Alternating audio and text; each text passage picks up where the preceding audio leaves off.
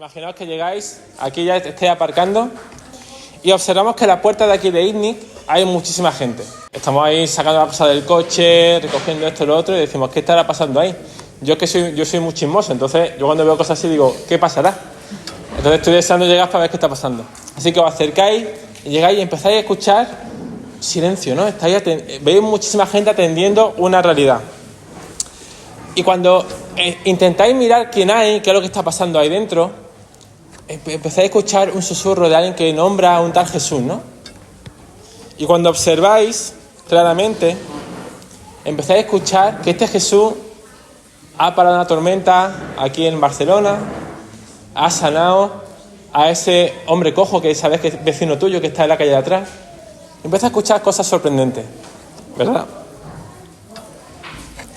Y cuando lo miras, está sentado tomándose un café con un grupo de personas y está respondiendo preguntas. Y en ese supuesto, si supieras que Jesús está sentado hoy aquí en ITNIC con nosotros, tomando un café con sus discípulos, ¿qué le preguntaría? Si Jesús estuviera aquí, ¿qué realidad o circunstancia motivaría tu pregunta? Incluso, ¿a qué punto llegaría para plantearle esa pregunta que tanto te inquieta? Callaría a la gente, rollo. Necesito preguntarle esto a Jesús. ¿Qué le preguntaría hoy? Quedémonos con esa pregunta, ¿vale? Durante esta semana hemos estado observando la importancia de las preguntas. No sé si os habéis fijado, pero en muchas de las lecciones que hemos ido repasando acerca del discipulado en esta serie, le plantean muchas preguntas a Jesús muy diferentes. Preguntas relacionadas con dudas, con inquietudes, pero también con cuestionamientos a la forma de obrar de Jesús. Y hemos estado viendo que muchas de esas preguntas tenían motivaciones o cuestiones de fondo que es lo que le hacían plantearlas. Y es que toda pregunta tiene al menos dos elementos principales. Una es la intención o ese propósito, es decir, el por qué planteamos esa pregunta, qué motivación hay detrás de esa pregunta, pero también el qué, ¿verdad? Es decir, qué respuesta pretendemos recibir de esa pregunta. Esto nos pasa en el día a día en un montón de cuestiones. No sé si alguna vez habéis planteado cuántas preguntas nos hacemos durante un día. Empezando por, ¿me levanto o no me levanto? ¿Verdad? ¿Qué motivación hay detrás de tantas preguntas?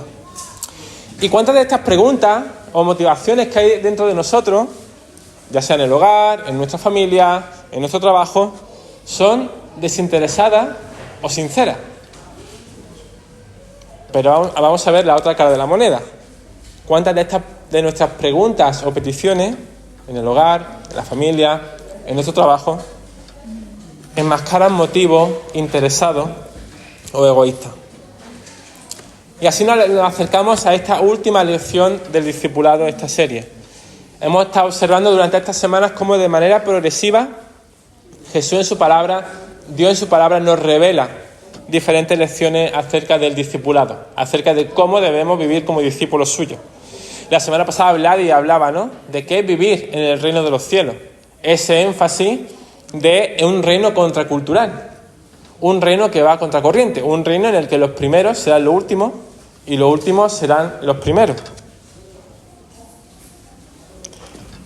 Y es que el reino de Dios es contracultural, va en dirección opuesta a las tendencias y corrientes de esta sociedad. Y estamos devastados. No sé si, bueno, supongo que sí hemos visto, ¿no?, escenas de la tragedia de la Dana en tantos lugares de España, pero en concreto en la Comunidad Valenciana. Hay vídeos demoledores, ¿no?, del efecto e impacto que ha tenido esa corriente de agua llevando coches, puentes, como si fueran papel. Realmente como si fueran papel. Y pensaba algo. Digo, es que así funciona la corriente de esta sociedad. Es decir, la corriente de un mundo sin Dios actúa de una misma manera, arrastrando todas y cada una de las áreas y esferas de la sociedad con el poder de la destrucción, la muerte y el dolor. Y tenemos que recordar que una vida sin Cristo es una vida en la que la corriente del pecado lo arrasa todo. Porque la motivación de Satanás, que es quien envía esas corrientes, no tiene límite. Satanás no es compasivo. Satanás, siempre lo digo, es una bestia salvaje que intenta arrasar con todo. Arrastrar con todo lo que hay a nuestro paso. Nuestra identidad, nuestras motivaciones, nuestras familias, nuestras comunidades. Y pensamos, bueno, eso le ocurre solamente a la gente que no conoce a Jesús. Pero también nos ocurre a cada uno de nosotros si le permitimos a Satanás que cale en alguna de las áreas de nuestra vida. Cuando tenemos una visión simplista o reducida del discipulado, dejamos que la corriente del pecado se lleve por delante esa área que no hemos entregado a Jesús. Y podemos estar viviendo en danas espirituales que nos están haciendo polvo. Pero Jesús sale a nuestra ayuda. Hoy lo vamos a ver con este texto. Cuando reconocemos a Jesús no solo como nuestro Salvador, sino como el Señor de todas y cada una de las áreas de nuestra vida, Jesús tiene su mano y nos acompaña. Y de la misma manera que Dios abrió el Jordán para que el pueblo cruzase, el Señor abre en mitad del cauce de la corriente de este mundo y nos permite navegar, caminar contra la corriente destructiva de todo aquello que está impactado por el pecado. En este pasaje de la curación de los dos ciegos, vemos cómo a la salida de Jericó, Jesús vuelve a mostrar su señorío en ese reino contracultural y nos vuelve a mostrar cómo Él, en ese reino, trae dignidad y sanidad en medio de la exclusión, el dolor, el rechazo y el abandono. Y vemos cómo en Mateo, ¿no? Jesús hasta este punto ha ido exponiendo todos esos valores y visiones del reino y cómo es el discipulado en ese proceso de establecer el reino aquí en la tierra, en ese reino contracultural de que hablamos. Y eso lo observamos en su misma experiencia. El progreso de vida de Jesús ha ido creciendo. Estamos hablando que aquí había una multitud que reconocía que estaba haciendo cosas extraordinarias. Y en ese momento en el que Él disfrutaba de éxito, de poder y de reconocimiento, Él se dispone a decir, mi tiempo ha llegado, volvamos a Jerusalén para ir a la cruz y ser humillado, maltratado y asesinado por cada uno de los miembros y personas que había en esa multitud, por cada una de las personas que estamos en este lugar ahora. Dice el texto que le seguía una multitud y observamos que irá de Jericó a Jerusalén para ser traicionado, abandonado y asesinado. Jesús nos sigue mostrando que su reino es un reino contracultural. Y este texto en el que nos acercamos es compartido por los tres evangelios, vamos a decir, sinópticos, que son, vamos a decir, más biográficos, como son el de Mateo, el de Marcos y el de Lucas.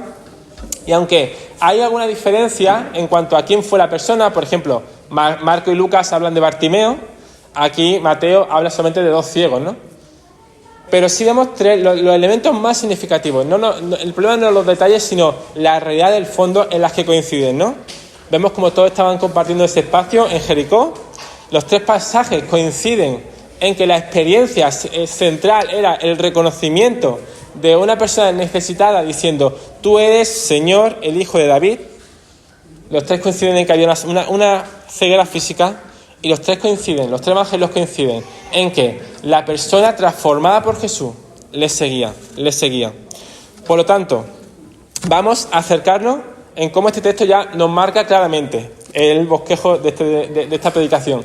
Y en primer lugar vamos a ver a Jesús como el Rey eterno y todopoderoso, Jesús como el Rey compasivo y Jesús como ese camino a el discipulado. Y dejadme que lo vuelva a leer para refrescar el texto.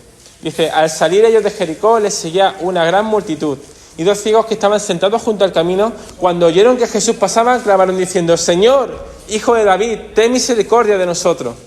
Y la gente les reprendió para que callasen, pero ellos clamaban más fuerte diciendo, Señor, Hijo de David, ten misericordia de nosotros. Y deteniéndose Jesús, los llamó y les dijo, ¿qué queréis que os haga? Ellos les dijeron, Señor, que sean abiertos nuestros ojos. Entonces Jesús, compadecido, les tocó los ojos y enseguida recibieron la vista y les siguieron. Entonces vamos a acercarnos a esa realidad de Jesús como ese Rey todopoderoso. Esta semana no tenemos aquí amigos norteamericanos, pero bueno, hemos visto cómo Donald Trump ha vuelto a colocarse, ¿cierto?, como presidente de la Casa Blanca. Muchos pensamientos se nos pueden cruzar con eso, ¿vale? Pero no nos vamos a hablar de reconocer una victoria, ¿no? Pero sí era interesante ver a los analistas políticos previamente cómo él se ofrecía como un mesías para el pueblo estadounidense, cómo él se reivindicaba como el salvador que Estados Unidos necesitaba y cómo era aquel que iba a hacer América grande de nuevo, ¿no? Entonces vemos ahí un vencedor, pero vemos también a alguien que ha sido vencida, en este caso Kamala Harris, que ha perdido la oportunidad no solamente de dar continuidad a su partido político en la presidencia de la primera potencia mundial, sino también de ser la primera mujer en ser presidenta de los Estados Unidos de América. ¿Por qué digo esto? Porque si algo vemos es que los reinos van y vienen.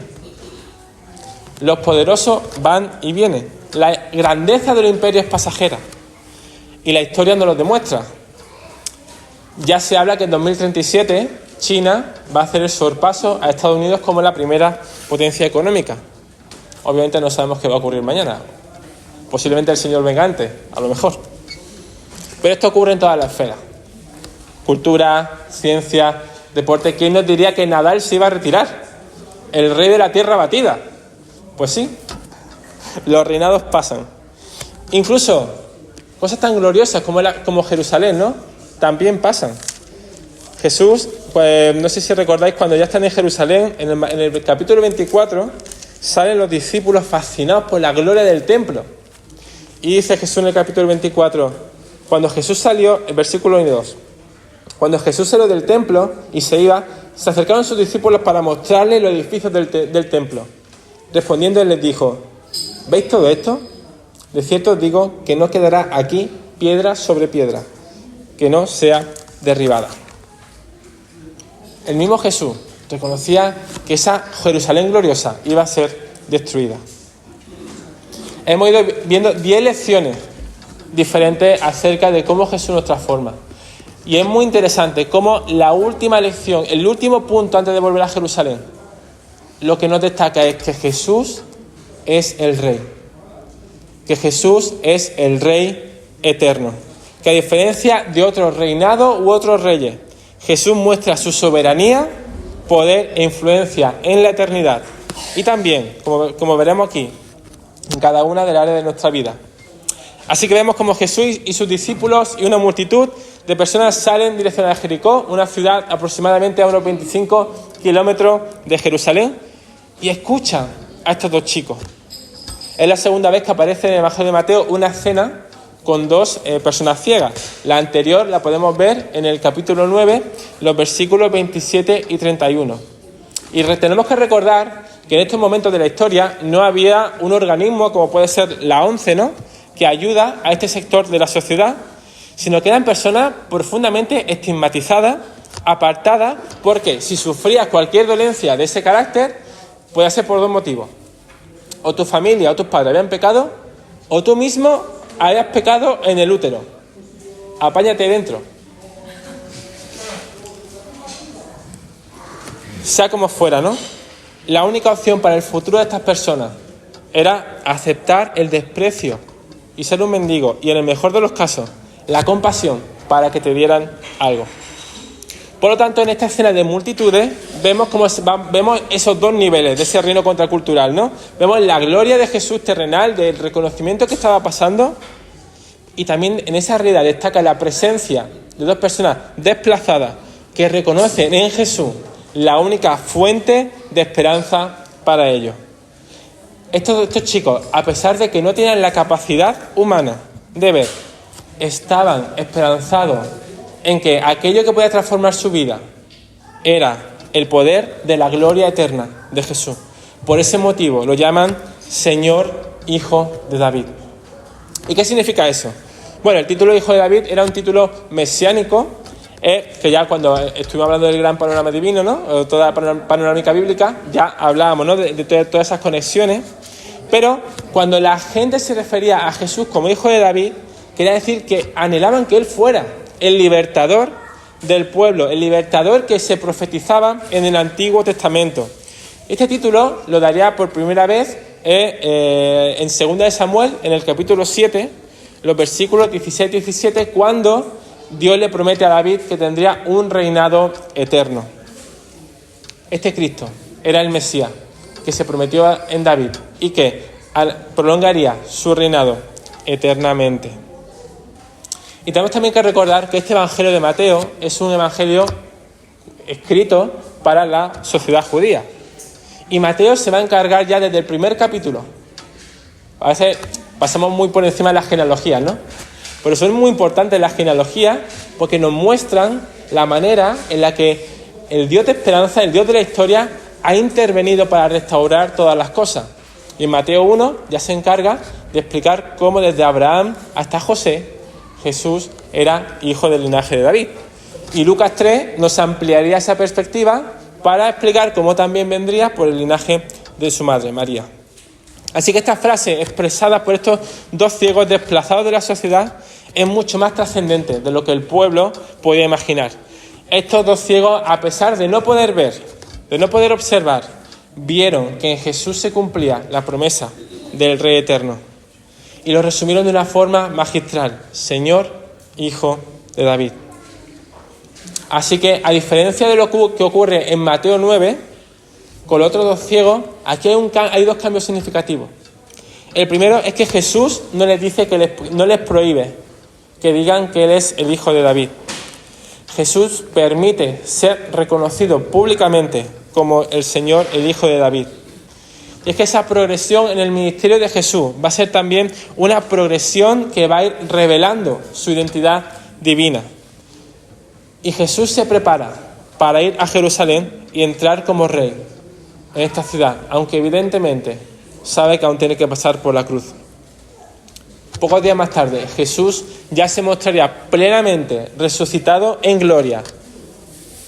Y la cruz vacía sería el sello que realmente sería testigo de la trascendencia de lo que estos chicos estaban diciendo. No sé si otra imagen muy interesante que apareció el domingo pasado con todo el tema de Valencia fue la imagen de los monarcas de Felipe y Leticia cuando fueron a Paiporta, ¿no? Era a ver la realidad que estaba pasando. Claro, fue una situación muy tensa. La gente estaba muy enfadada. Sin embargo, había imágenes muy poderosas de ver cómo una alta institución, como puede ser la monarquía de un Estado, como es España, se acerca al pueblo y abrazaba a gente y lloraba con ellos. ¿Cuál es la diferencia entre un reinado terrenal y el reinado de Jesús? Es que ellos marcharon con su séquito de guardaespaldas, marcharon a su palacio a seguir con sus gestiones. Obviamente seguirán preocupados, pero con otras gestiones mucho más amplias de lo que hacer, ¿no? Jesús se acerca a ellos y no solamente le consuela. Jesús como rey se acerca y los sana. Jesús como rey se acerca a ellos y les da una vida de esperanza. Les vuelve a dar una dignidad que ninguna otra persona les va a poder quitar. Y Jesús no va a volver a su palacio. Jesús va a ir a la cruz, primeramente, para asumir todo lo que esas personas necesitaban, para asumir todo lo que tú y yo necesitábamos. El abrazo a estos dos ciegos no era suficiente para vencer un mayor problema de fondo, porque este rey iría a la cruz para atajar la raíz del problema y del pecado.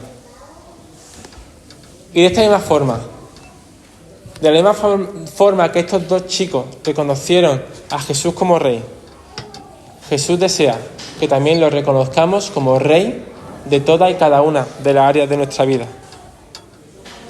Y desea que depositemos delante de Él todas nuestras angustias, pecados, dudas, inquietudes, a sus pies. Porque la cruz vacía nos recuerda que ya Él ha muerto por esa realidad y quiere sanarnos y restaurarnos de todos esos males. Así que, al igual que estos dos ciegos, nombran a Jesús como ese Rey eterno y todopoderoso. ¿Qué lugar ocupa el señorío de Jesús en tu vida? ¿Qué lugar ocupa el señorío de Jesús en mi vida? Pero no vamos a ver a un Rey solamente todopoderoso, sino también un Rey compasivo. Y ahí vamos al segundo punto. Como hemos visto, estos dos chicos, estas dos personas, ejemplifican tres aspectos del discipulado. Uno es reconocer que Jesús es el Rey, pero también reconocen la misericordia y compasión que Jesús aplica en ellos. Ellos sabían que ese Mesías prometido era un Mesías compasivo. Dice el texto, en el versículo 34, que mostró compasión. Dice, entonces Jesús, compadecido, les tocó los ojos. Y el concepto compadecido que aparece aquí no es solamente un concepto de empatía o de identificarse con el sufrimiento, sino conlleva una implicación hasta lo más profundo de la entraña. Es decir, la conmoción de Jesús a ver el efecto del pecado lo remueve hasta lo más profundo de su ser. La compasión de Jesús era tan profunda, tan intensa, que lo llevaba a identificarse con todas y cada una de las necesidades de estos chicos. Y aquí vemos a este Rey del universo, Rey todopoderoso, acercarse con ternura y con misericordia para que expresen de manera pública a ellos. ¿Qué quiere que haga por ti? ¿Qué queréis que haga por vosotros? Y su respuesta es, Señor, queremos que nuestros ojos sean abiertos. Jesús, en medio de esa realidad, continúa mostrando su compasión y su reino contracultural al acercarse al necesitado y al desplazado. Porque a pesar de que una multitud gritaba que se callaran, porque la multitud decía, pero cállate, que tú no eres digno de acercarte ni lanzar la voz a esa persona, cállate. Ellos sabían que si de alguien podían recibir compasión, era de ese Jesús. Y qué importante es el perseverar en la necesidad de decir, Señor, necesito cambiar. Señor, necesito que transforme mi corazón. Vemos a dos chicos perseverando en ese clamor, perseverando en esa oración de, Señor, ten compasión de nosotros, hijo de David. Y vemos cómo Jesús se detiene, los llama, los escucha y cómo los sana. Jesús escucha a estos chicos en medio de todo el ruido. Jesús presta atención en su clamor y se acerca a ellos. Y no se acerca solamente, sino que da un paso más allá, ¿no? Sigue rompiendo esa barrera social y cultural. Dice que les toca. Y para nosotros, que somos una cultura de abrazarnos, que hemos desarrollado mucho más ya el amor, y vamos a decir, una sociedad, aspiramos a una sociedad más inclusiva, más sensible, ¿no?, a las realidades de personas de otra etnia, nación, etcétera. Jesús decide romper públicamente otra barrera, es decir, mi reino también funciona así. No hay persona que no merezca tener un acercamiento a mí. Y vemos cómo Jesús se acerca y de la misma forma que tocó al leproso, a otro ciego, ese toque tierno de Jesús es lo que va a restaurar completamente la condición de estas personas. La vista les sería restaurada y la luz entraría en sus vidas. Pero hay otra luz que entraría en un lugar mucho más profundo, como es en su corazón. Y Jesús aquí se vuelve a mostrar como la luz que este mundo necesita.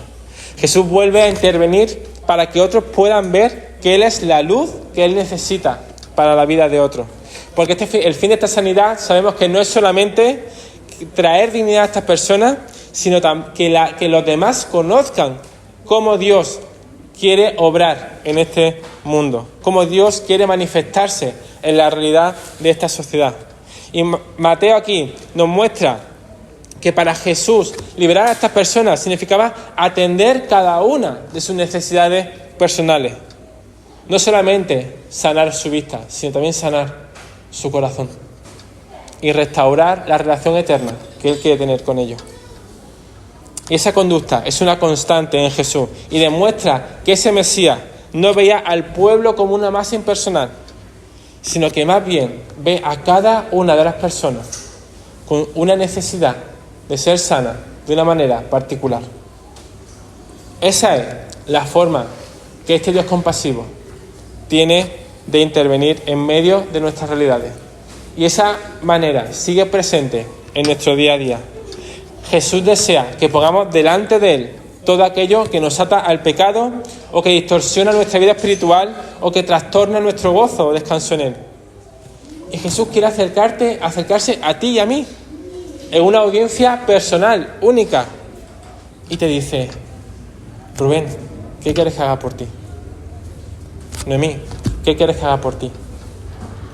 Carmen, ¿qué quieres que haga por ti? Juan Pablo, ¿qué quieres que haga por ti? ¿En qué necesitas que te ayude? Jesús no sabía lo que estos chicos necesitaban, claro que lo sabía. No tenía ningún tipo de duda.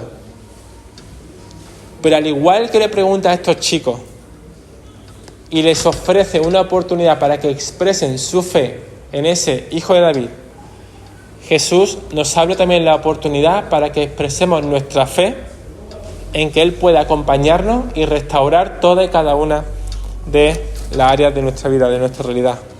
Porque Él se compadece y se identifica con esas realidades.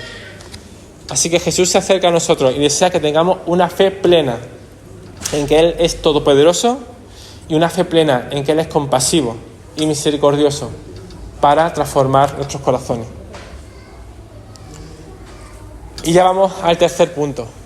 Cuando estos chicos experimentan el poder y la compasión de Jesús, lo que deciden es: Señor, quiero seguirte. Y eso nos lleva a seguir reflexionando en el camino al discipulado. Estamos en un momento de la historia actualmente en el que confluyen muchas cosas. Hay muchísimos hitos se están dando. Pero uno de los hitos que también están molestando es el marketing y ya el telemarketing. ¿A cuántos de vosotros os ha llamado esta semana un teléfono para venderos algún producto? Algo de spam. A mí cada día me llama alguien. Es decir, ya los móviles, gracias a Dios por la inteligencia artificial, te pone llamada de spam. Entonces ya directamente colgamos. Por otro lado, en las redes sociales ofreciéndonos cientos de canales para seguir, compra este producto, chicos diciendo: sígueme que te voy a mostrar la manera en la que puedes ganar 1 millón de euros en 3 meses. La llamada a la acción, ¿no? Vemos cómo están constantemente en el día a día. Evidentemente, en el 99,99% de estos casos, lo que hay detrás es un interés comercial. Y directamente, si tú ya tienes una edad, o eres hombre o mujer, o no perteneces a su nicho, ya directamente no eres interesante. El Evangelio es totalmente opuesto a esta realidad. El llamado a seguir a Jesús es un llamado abierto a todo el mundo y a todo aquel que lo reconozca como Señor y Salvador, a todo aquel que reconoce que necesita un Señor y Salvador en su vida. No hay interés oculto, no hay motivación opaca. La única condición es reconocer que necesitamos a alguien que dé sentido, propósito y esperanza en nuestra vida. Estos dos chicos así lo hicieron. Sabía que solamente Jesús podía ser ese Mesías que le restaurara de todas sus condiciones físicas y espirituales. En cómo, a pesar de esa ceguera, tenían una visión del reino mucho más amplia que el resto de multitudes, que a pesar de intentar callarle, a pesar de que luego cuando llegaran a Jerusalén clamaban «Hosana», estos dos chicos tenían una visión mucho más nítida que el resto de aquellos que lo abandonarían, lo entregarían, lo traicionarían y lo matarían. Ser un seguidor de Jesús, querida iglesia, es ser un discípulo que reconozca que Jesús es Señor y Salvador de su vida. Porque todo aquel que lo reconozcamos ambas dimensiones, lo que estaremos viviendo es un discipulado tibio. Y ya sabéis lo que opina Jesús de lo que es ser un seguidor suyo tibio. Si no, podéis leer Apocalipsis 3. Ya sabéis lo que él opina de la tibieza espiritual. Porque no podemos reconocer a Jesús como nuestro Salvador, pero no como nuestro Señor. Pensando que hay áreas de nuestra vida que no podemos entregarla a Él. Ya sea nuestra economía, nuestra sexualidad, nuestra orientación, lo que sea. porque eso sería vivir una gracia barata. Sería quitarle el peso y el valor cósmico que tiene la cruz. Pero tampoco podemos vivir una vida en la que lo reconozcamos como Señor y no como Salvador, porque eso lo que nos lleva al final es vivir una vida de legalismo, de tengo que hacer para ganarme el favor y conseguir ser salvo. Por eso hace falta que veamos cómo no podemos cumplir los 10 mandamientos, para que veamos que es imposible para nosotros. Nuestro discipulado es reconocer a Jesús como Señor y como Salvador. Y cuando reconocemos su señorío y salvación, nuestros ojos son abiertos. Estas cadenas del pecado son destruidas y podemos reconocerle y seguirle. Dietrich Bonhoeffer decía una frase muy interesante y dice: solo Jesucristo puede llamar al discipulado. El discipulado nunca se trata esencialmente de decidirse en favor o en contra de una u otra acción, sino siempre y exclusivamente de decidirse en favor o en contra de Jesucristo. Repito, solo Jesucristo puede llamar al discipulado. El discipulado nunca se trata esencialmente de decidirse en favor o en contra de tal o cual acción, sino siempre y exclusivamente en decidirse en favor o en contra de Jesucristo. Es decir, no podemos tener áreas en las que reconozcamos que Jesús nos salva y áreas en las que no. No puede haber en nuestra vida áreas que pongamos a disposición de Jesús y otras que no. El Evangelio es completo, es íntegro, no se puede separar y no podemos pretender la osadía de hacerlo, porque eso solamente nos va a traer fisura, muerte y degradación. Y hay un problema serio, y es que en nuestras ideas de salvación se ha separado de nuestra idea del compromiso de seguir a Jesús. Y el discipulado ha pasado a ser una opción más, un complemento de vida a un cristianismo moral. Muchos cristianos pensamos que hoy, si queremos vivir más cerca de Cristo, lo único que tenemos que hacer es apartarnos de todo, vivir vidas más santas y esa es la manera, ¿no?, en la que vamos a encontrar la paz, la bondad y el gozo. Y eso es maravilloso, está bien. Es decir, son valores que tenemos que practicar, la santidad, los frutos del Espíritu, pero esto es mucho más amplio. La salvación no es solo aceptar una doctrina, es seguir al Dios del universo, a aquel que nos ha creado y que tiene un propósito para nosotros. Pero también hay otra parte, y es que evidentemente el discipulado es un proceso. El discipulado es un caminar. Los discípulos son personas que están en medio de un proceso constante de aprendizaje, que todavía están creciendo, que estamos creciendo y que vamos a cometer errores. Y solamente hace falta que leamos la vida de los primeros discípulos, ver cómo metían la pata. Pero qué maravillosa es la sangre de Jesús, ¿no?, que nos perdona. Cuando nos acercamos delante de Él, decimos: Señor, te pido perdón por cómo le hablo a mi mujer. Te pido perdón por cómo entiendo a veces que gestiono ciertas circunstancias. Te pido perdón por cómo gestiono mi intimidad. El discipulado es decidirse ir en contra o en favor de Jesús. Nada más. Y durante esta semana hemos visto 10 lecciones acerca del discipulado. Y estoy convencido de que hay lecciones en las que vemos que la luz del Evangelio tiene que entrar y llenarlo todo, con su poder renovador, restaurador y transformador. Hay una frase de un periodista estadounidense que decía, él estaba hablando de cómo él veía, ¿no?, la esclavitud al pecado. Y decía: estoy confinado al pequeño y oscuro calabozo de mi ego, esposado por los apetitos de la carne, encadenado por la exagerada exigencia de mi voluntad. Soy un prisionero cumpliendo una sentencia de por vida sin esperanza de ser liberado. Duras palabras, ¿verdad? Lo que Jesús nos trae es esperanza ante un diagnóstico como este. Solo la cruz de Jesús nos puede liberar del pequeño y oscuro calabozo de nuestro ego. Solo la cruz nos puede liberar de los apetitos de la carne. Solo la cruz, solo la persona de Jesús nos puede liberar de la exagerada exigencia de nuestra voluntad. Y Jesús vino para eso. El discipulado de Jesús es un camino que nos ayuda en todos estos procesos de restauración. Cuando nuestra humanidad es renovada, puede conducirnos a seguir profundizando en toda esa dimensión en la que el Señor desea obrar en cada área y anhelo de nuestra vida.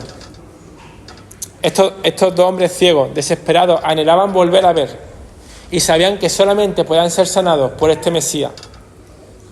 Y Jesús se acerca también a tu vida y a la mía y nos dice: ¿qué quieres que haga?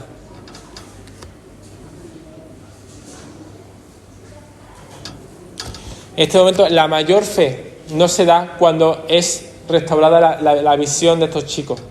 La mayor fe es cuando el Evangelio vuelve a recalibrar todos los aspectos del corazón de estas personas que deciden: ahora sí, puedo ver, y ahora sí, voy a seguirte. De esa misma forma, la luz del Evangelio desea recalibrar cada una de las áreas de nuestro corazón, de nuestras motivaciones, de nuestro carácter, de nuestro temperamento, y quiere seguir usándonos. Y ya para concluir, un punto muy importante y significativo también del discipulado es que es imposible crecer en un discipulado con Jesús desconectado de la realidad de la Iglesia. El proceso de profundizar, restaurar y cambiar cada faceta de ese sótano interno es un proceso comunitario y colectivo. Todos y cada uno de los discípulos de Jesús y sus seguidores desarrollaron su discipulado a la luz de la oración, de la palabra, pero también a la luz de la Iglesia. La Iglesia tiene que ser un catalizador en nuestra espiritualidad y un revulsivo en nuestro discipulado. ¿De qué forma? Orando los unos por los otros, compartiendo las cargas, mostrándonos vulnerables, abriendo nuestros corazones, intercediendo, exhortándonos, también cuando algo lo hacemos mal, acompañándonos en el camino de la misma forma que Jesús acompañó a estos dos chicos y de la misma manera que Jesús ha ido acompañando a su Iglesia durante toda la historia. Así que si supieras que Jesús está sentado aquí en INNI tomando un café con sus discípulos, ¿qué le preguntaría? Mi respuesta sería: Señor, quiero ser un discípulo tuyo. Negándome a mí mismo, negando a mis egos, negando mis motivaciones, tomando tu cruz y seguirte.